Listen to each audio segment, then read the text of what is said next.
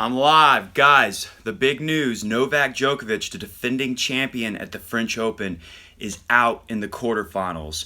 That means a few things. One thing, he's going to lose a lot of points on Monday, giving Rafa Nadal and Federer a real chance to finish the year at 1 or 2 and get ahead of Djokovic. Will Andy Murray join him later? He's got a tough match coming up. Anyways, there's already speculation. Djokovic is out in straight sets, and the shocker to Dominic Thiem, by the way, if you haven't seen the match.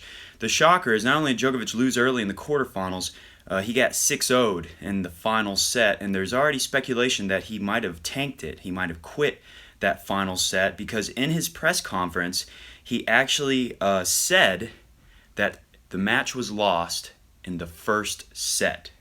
So you wouldn't think of Djokovic to be the kind of guy who's going to say, oh, well, really, I had already lost the match in the first set. And maybe he misspoke. Maybe that's not exactly what he was trying to say.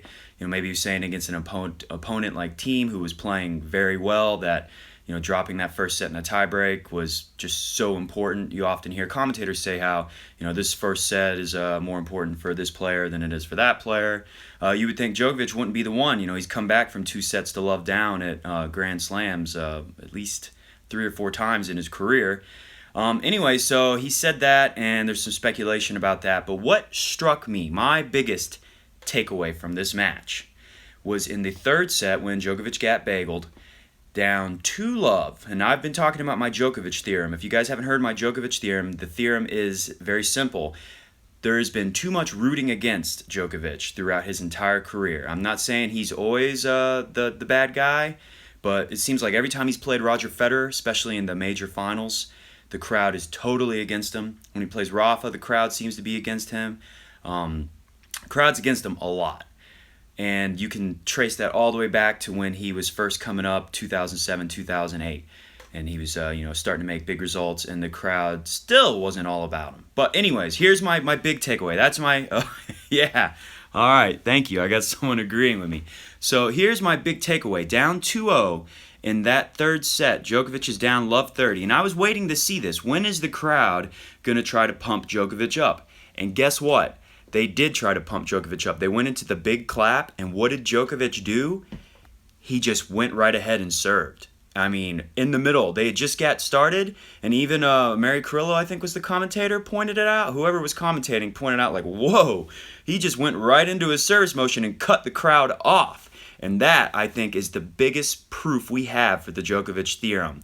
Right there, in that moment, the crowd was willing to cheer for Djokovic, and Djokovic basically said, where were you when I needed you all those years? Where were you when I needed you earlier in this match today? Shut up. I don't need you. And I'm not sure, but I think he double faulted. I think he rushed to cut off the crowd so much that he double faulted, so clearly he was thinking about it. And there's the Djokovic theorem. I think it's just really hard for a guy to be evil, Joker, the bad guy, his whole career. And then to just keep doing it, I don't know. I think it takes a toll.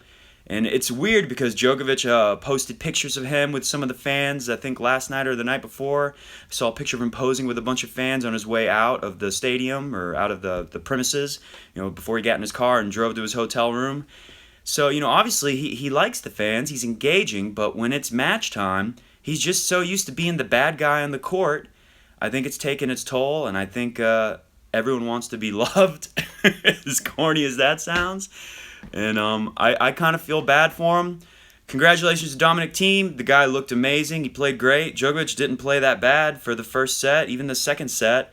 But Thiem was awesome, and Nadal better watch out. I still think Nadal's going to win this tournament. I think he's going to come through the semifinal, and I think Andy Murray might lose today, just opening it up wide for Federer and Djokovic to finish the year at 1 and 2. Who's it going to be? Who's going to be number 1? Federer?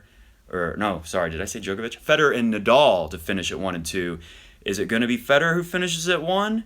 Is it going to be Rafa that finishes at 1? I think Federer. I think he's going to win Wimbledon and the U.S. Open. And the French. Wait, he can't. He's out. All right, guys. See ya. I got to go join Pete on the court, and we'll be bringing some more French Open analysis very soon.